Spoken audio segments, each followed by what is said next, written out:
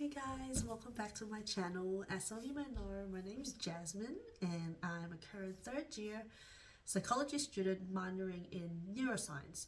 So I thought I'd give you a little bit of background because I think in my previous videos I'll just jump in. But yeah, that's who I am, and because I'm studying psychology and neuroscience, I'd love to share with you some information that I've learned throughout the years and currently learning right now. So last week we spoke about emotional intelligence and what it looks like, how to define it, how to measure it, and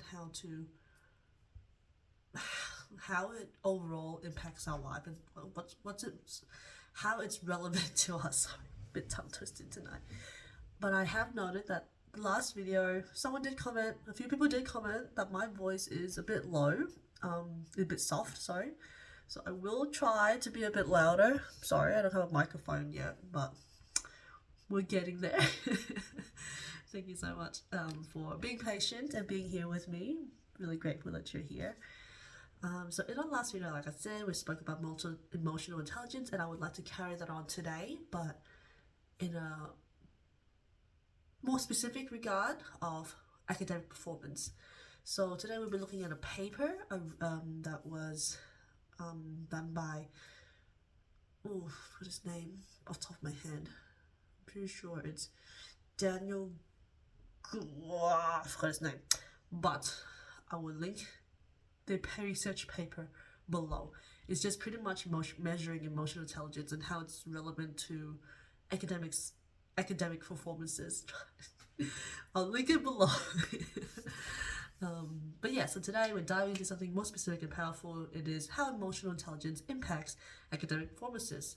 And yes, we're talking about school, unit tests, grades, and how our emotions, not just our IQ. So traditionally IQ were deemed as a lot more important and in a really high regard, the IQ being the intelligence quotient. And yeah, so how emotions play a role into this, and it's actually a lot bigger than you think. So whether you're a student, a parent, a teacher, or someone who's just interested and wants to understand how people learn best, this one's for you. So let's start. What do we know about academic success? So for a long time, people believe that IQ, your intelligence quotient, was the best predictor of academic success. And yes, IQ does definitely matter, but so does personality. Personality being how conscientious you are, disciplined, or motivated. But then researchers also started noticing something, that some students, even though with average IQs, were still somehow outperforming those with sky-high intelligence. Isn't that interesting? So people that weren't completely textbook smart were actually outperforming people who were. So why is this happening? And that's what this paper looks into. And they found that it's because of their emotional intelligence. So if you want to know more about what emotional intelligence is and how to measure and all that, please check out my last video. Thank you. Because yeah, they knew how to manage stress, stay motivated, build relationships, and bounce back from failure. Sounds pretty common and clear nowadays. I feel that people with these attributes and traits will succeed and achieve, because I think it's a whole thing, right? Achieving emotional intelligence, being able to self-regulate yourself, being able to motivate yourself and not get distracted, and being able to socialize and do group works. It's a whole thing. I love group work. I'm one of those people that likes group work. I'm sorry, like, I know it's not for everyone and people really dread being in groups, but I love it. I think what I love most about group work is just kind of drawing out people's strengths and working with everyone's best attributes. And I know you might think that not everybody has one and some people are just really lazy. I love working with those people. I strangely do, because I feel like you just have to, it just takes a little bit of extra work. And I've been in a few now, and I say I haven't had a terrible one so far. I just have to adjust each time to the dynamic, because every team dynamic is very different. Like, I've been in teams where barely anybody spoke English, and I thought that was going to be my most difficult assessment, because the communication is key. I always believe that, right? And being in a group with non-English speakers really just gave me that extra challenge, and we did great. I think I can't count how many I've had, but I know I've had more than like at least double digits in group works, and I'm pretty happy with how most of them turned out. Yeah, anyway, sorry, tangent. Let's get back to it. Yes, so now to understand how emotional intelligence models and measurements, and how the different ways of understanding emotional intelligence really matters when we start thinking about academic outcomes. So we're going to break it down. So the ability model of intelligence, which I went into a bit more details again in the previous video.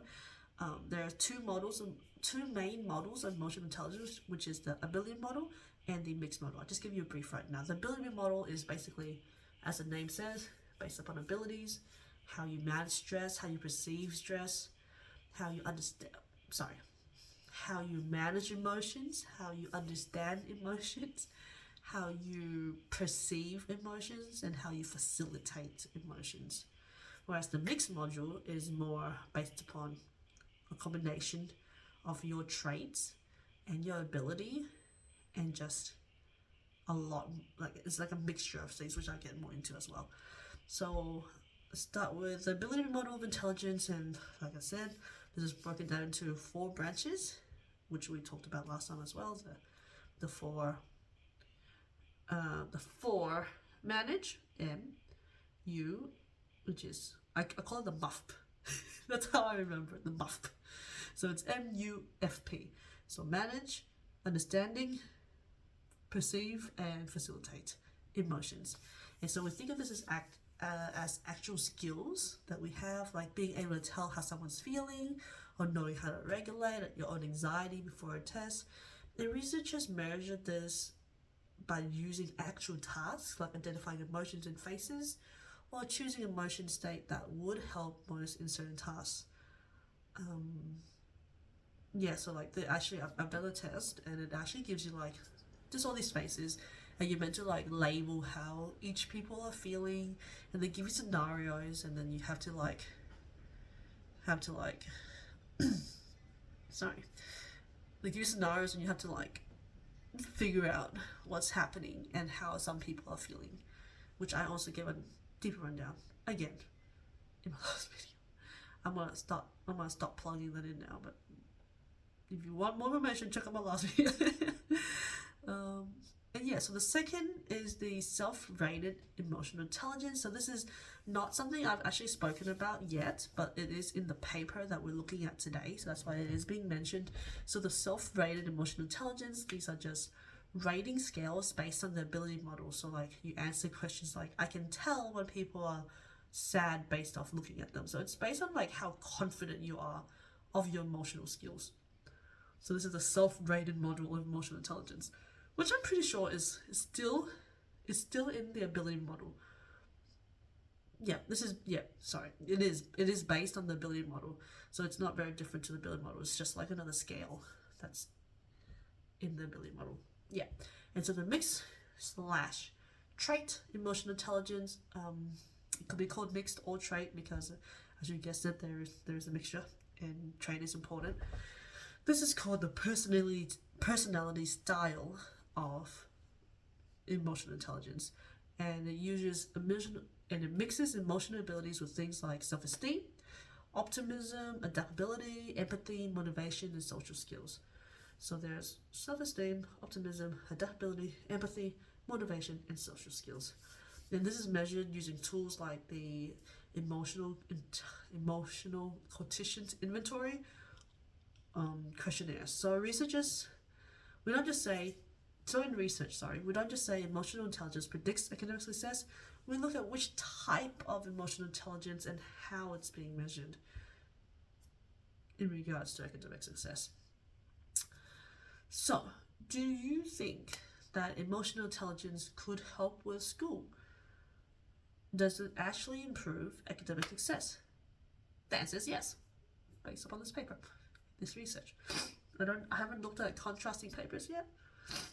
Sorry, it's a bit cold here. It's like storming, so the weather's been excuse me. Sorry about that. It's just been really cold and stormy outside, so a little bit, yeah. Okay, back to it. So studies have found that emotion management helps students cope with stress, anxiety, and setbacks. And emotional understanding helps with navigating group work and interpreting feedback. Emotion regulation improves focus and reduces test anxiety. And also emotion perception makes students more socially aware and helping in classroom dynamics and peer relationships. So I've just walked through what studies have found using the MUFP MUFP ability model of emotional intelligence. So the emotional management, emotional understanding, emotional regulation, which I believe is also a part of emotional facilitation. So how you regulate is how you facilitate it. And emotional perception. But here's the twist. There's a twist. Not all forms of emotional intelligence predicts performance equally. That's my equal sign. So the ability, emotional intelligence, first the trait emotional intelligence. Remember, trait is also considered as mixed. The ability model is more closely related to how students actually perform on tasks, especially emotional understanding and management, whereas the trait/mix emotional intelligence overlaps more with personality, like being emotionally stable, confident, and outgoing. Some researchers even found that trait emotional intelligence and personality might be almost the same thing. Trait and personality, almost the same thing, which raises the question, is it really a new idea? Or is it just personality with a new name? Because the thing in research is a lot of things tend to really closely overlap. Have you noticed that? You probably haven't. Maybe you have, especially if you're a psychology student. You just find like this, just all these theories that are like so similar, but so different at the same time. It's just like, okay, especially when you're doing learning and behavior. Oh my gosh, that's fun one. I love learning and behavior, but yeah. Anyways, let's not rant. Okay, so either way, both have been linked to better outcomes in school, especially when added to the IQ and personality. So what does research say? Let's talk numbers. A major meta-analysis, which in lay terms is a study of studies. So meta-analysis is basically like a research that looks at a bunch of researches. Fun fact. So meta-analysis is a research that looks at all these different researches, and the meta-analysis, so meta, I think meta means, what does meta mean? I'm sure it means like big, linking, meta. It's Facebook's new name, so I feel like I should know this. I'm pretty sure it's a Latin word as well. Should I Google it? No, I'll do it later. If you do know what meta is, comment below, and so we can just scroll to the comments later instead of, yeah, meta. A meta-analysis, which is a study of studies, found that emotional intelligence is positively linked to academic performances across all age groups, from primary all the way to university. So the research is pretty evident, guys, that there's definitely a lot of evidence supporting emotional intelligence, and it's actually not been that long ago since it's been published. I think Daniel Goleman Gold. Yeah, I think he popularized it in 1998. So not that long ago since emotional intelligence has been popularized, and it's just like a bunch of researchers just kind of like jumped onto it, and now it's just kind of this thing that's just hasn't like it just like people agree to disagree everywhere. But it's good. I think the research is very strong and very evident nonetheless. So yeah, in particular, students with higher emotional intelligence perform better with exams and coursework, and programs that teach there's specific programs that teaches emotional intelligence skills, such as this one I'm currently doing, apparently improves academic achievements up to 11th percent point. I did not know that. So hopefully I will do better after this course, because being a third year psychology student, I still struggle so badly with exams. It's just juggling life and retaining the information. Like, I haven't done exams like this in such a long time, and then now doing it again is kind of like my brain, you know what I mean? Like, yeah. Hopefully I'm better at my exams after this course. I'll let you know. I'll keep you updated. We'll see how it goes. Yeah. And that's a big deal. That's a big deal, especially in education systems that often overlook emotional learning in favor of test, right? So if we focus more on emotional learning, maybe this is the future of education, because the evidence is coming out a lot more. Maybe this is gonna do something towards the educational system instead of just test prep and just do the exams all the time, which I know there's a place for because memory is important, but emotional learning, maybe there's something here. But yeah, so in fact, programs like social and emotional learning, SEL, based on Goleman's emotional competence model, it is Goleman, Daniel Goleman, emotional competence model, have been shown to improve academic results, student behavior, class climate, and even long-term life outcomes. Just throwing you all the good outcomes. I don't know what that was. And these programs teach things like self-awareness, social awareness, responsible decision-making, emotional regulation, and relationship skills. Sounds a lot like emotional intelligence, right? And so let's apply this to our real life. Let's bring it back to real life. Think about a student, right? The student. Let's name our student. What should our student's name be? Drawing a blank. Jane. Our student's name is Jane. Okay. Jane knows how to handle nerves before a big exam. That's definitely not me. Good on you, Jane, because I get really bad nerves. Jane can calm herself down when frustrated. She can read the room and adapt to their behaviors. She has strong friendships that buffer stress, and Jane can also bounce back after low grades. Jane sounds like a unicorn if you ask me, because, gosh, like, I'm sure some people like that, but what a life. Like, wouldn't that be nice to just like, oh, I have a low grade, it's okay. I mean, of course, I think to be emotional intelligent, you still get sad. But like this says, it's not about not being sad and just being, everything's like, everything's okay at the time. But it's more like, okay, that sucked. Being aware that sucked. And kind of like having the comfort that it's still going to be okay, even though that was like really bad. And I guess that's emotional intelligence, right? So that, like, the list I just gave you, Jane has high emotional intelligence, and those with emotional skills create the conditions for academic success.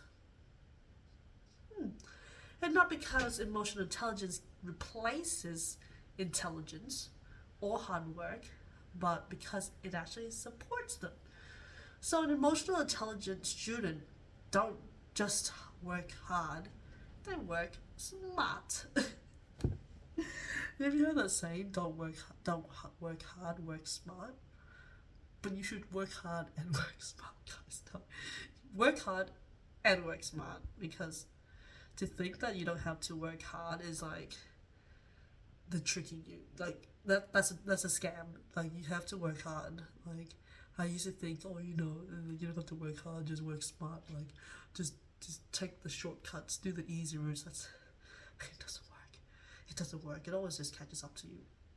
The shortcuts always catches up to you. Life experience advice. Okay, so what can we do about this? Here's the good news.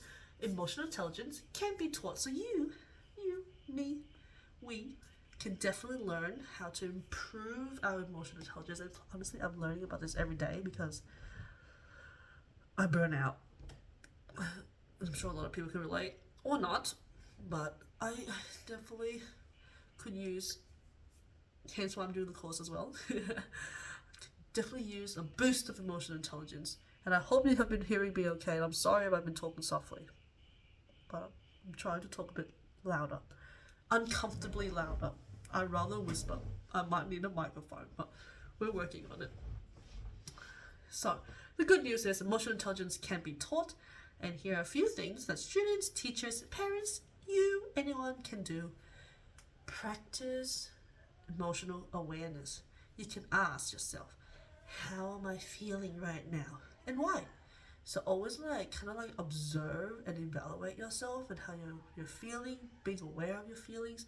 I think keeping a journal would be really helpful. Writing down your feelings. I find that just being able to reflect and recall and just kind of PSA. If you're a girl, if you're a lady, PSA. Okay? I'm sorry if you're a guy watching this, but this part's for the ladies. Track your cycles. That really helps. If you're not doing it already, do it. Track your cycles. There's if you haven't learned about it, it's called the menstrual cycle of a woman, and it predicts an insane amount of how we're feeling, luteal state, the follow. I can't. I'll probably do another video on this, but girl, track your cycle. Just gonna put that there. It helps with emotional intelligence part, because it's 1 week and 2 weeks before your cycle. That's where we go a bit because of the hormones, and everybody's different. But I'll leave it at that. Sorry guys if you're watching that. Sorry to all the dudes watching that. But yes, what other things you can do is reflect on your reactions. Oh, I do this a lot. I kind of over reflect. You know what I mean? When you kind of end of the day, you just kind of think back about your day. You just kind of overthink about every interaction you've made, and you just kind of stress out because you're oh my gosh, that's so embarrassing. I did that. I need to apologize to that person who did that. But just overthink at the end of the day. That's me. So, but apparently it's good. It's good to reflect on your actions. What helped? What made it worse? What could have been done? Because often when I've been doing this since I was very young, so I just always just overthink my social situations, and I'm oh, I should have done that. Oh, I should have done that. And the next time I do, and you just build on that. The next time I do get better, and I'm still not great at at social settings, to be honest with you, but I do overthink it a lot. That I do. And we can also use emotional language. So build your vocabulary of your feelings. This is interesting because we do have, I want to show you. Hold up, I'll be right back. This is interesting because I'm kind of going through this as well. And it says to use emotional language, so building your emotion vocabulary. And we actually do have this on our fridge. I don't know if it's gonna be flipped when I upload. I think you're not gonna see it properly, but this is called the emotion sensation wheel, and it's by Lindsay Bray. Sorry Lindsay, I'm saying your name wrong. Brayman. Lindsay with an S-A-Y at the end. Lindsay Brayman. B-R-A-M-A-N. And it's the feelings wheel. So usually the traditional feelings wheel that you'll see has colors. That's yellow, green, blue, purple, red, and orange. It will just have kind of this out of these two layers. But Lindsay's one also has like showing you how you're feeling in your body as well. So like kind of like the actions or the sensations you're feeling in your body. I'll give you some example. So in the center it says sad, disgust, anger, fear, surprise, and happy. Maybe we go with sadness. When you're feeling sad, you could be feeling guilty, abandoned, despair, depressed, lonely, or apathetic. And in that, you could be looking down, feeling empty, curling up, slouching, crying, your body aches, tiredness, hollow feeling. Oh, I get that, and that hurts. Hollow feeling, heaviness, feeling slow, weak, and eye rolls. I don't know if I did that, but yeah. So this is a good tool to have. I think just to, this is for my kids, but I think it's also helpful for the whole family as well. To just understand like there's more to just feeling happy, sad. You know, there's more to just angry, happy, sad. Good vocabularies to have. Yeah. And next, there's also breathing and pausing. So before reacting, which again can be very difficult to find that space between reaction and pausing to react. To like be able to take a deep breath, regulate yourself. I don't know, if you're a parent, like you know what I'm talking about. It can be really difficult. And if you're not, even if you're not a parent and you're in a relationship, or you're pretty much kind of like having to deal with people, like I don't think you just need to be a parent to have this. It's like when you're dealing with people, like actually having to deal with people, I feel like finding that pause in between sometimes can be so difficult. But I guess practice, right? Just noticing your feelings in your body. Like when I get a bit anxious, I feel my chest rising, and I actually hold my breath. And then like I've come to realization that I tend to hold my breath, and just letting that go and taking a deep breath, it could help. Not always, because once your lid is flipped, like I mentioned in the last video, oops, sorry, I did that again. But once your lid is flipped, what else can you do? Just gotta ride it out. And yeah, so yeah, sorry. Let's recap, shall we? Let's just bring it all back together. Emotional intelligence. What is it about? It's about understanding and managing our emotions. It comes in different forms, such as the ability form, self-rated, and trait. So there's 3, but I think self-rated and ability seems like to be the same thing. It's linked to better performance, academic performance, across all levels, and it works best with emotional intelligence and personality, not instead of them. So you do need the combo. And yes, you can build it. So whether you're a student or not, investing in your emotional intelligence is one of the best things you can do for your mind, your future, and your life. Overall mental health, right? So yeah, thank you for tuning in. Keep growing, keep learning, and I'll see you in the next one. I don't know what this is. But see you guys.